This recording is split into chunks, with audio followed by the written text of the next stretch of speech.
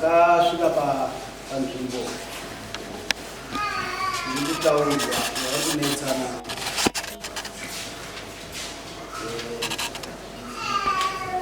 yeland. Manga makatituma kuti tinoone kuti pakamira sei. Takasvika panzvimbo ipapo sekutumwa kuti takaita manga matenda imuona kuti pane mastructures aripo ere sekuti vana Major White pane dzimba dziripo, vana Susan vachiti hapana. Takasvikapo paine 4-room house nekitchen nefoundation yekitchen netoilet ichakamira. 4-room house haina hayo roof.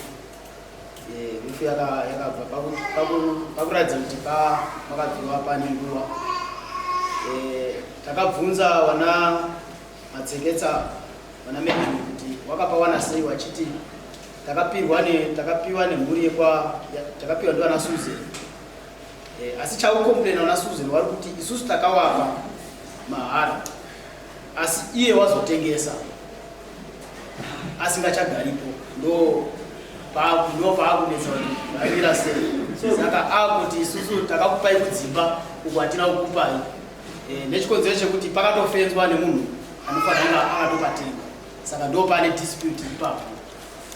Aiwa, ukapa munhu chiro chisisi chako munhu anoita zvakanaka chiricho chake, kana wapa munhu uchada kuita control. Kana ndakupa motikari ndakutengera motikari usudana motokari chama mota iripo service, mota iri overload, mota bedi yachata. Aiwa, kana wandipa zviyaya mwe, saka chekuti chakurwadza imari yacho kuti mwaita mari ndo nyaya chiririrwadza kuti mwaita mari nechinhu zvitakamba mahara, ndo nyaya yacho.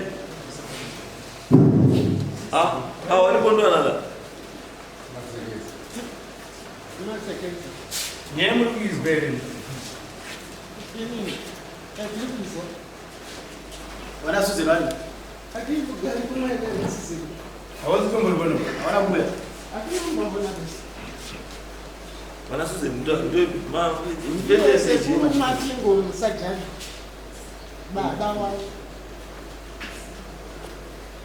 saka vari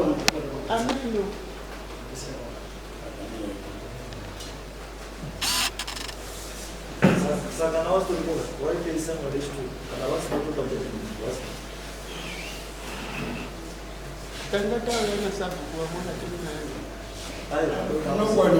kana sabhugwari vana zvavataura navasinoa because vakasatitaura sabhuku dispute. Saka izvi zvakungoita mutembo wedu kuti munhu akasauya kangani topa default. Handikoti nhasi saka vari vanopa default tinopa mukana. Saka takupa mukana mudzoka kuti wapei date rauya nesipoti nasabhuku because kana asitoripo mukana hatina zvakoi.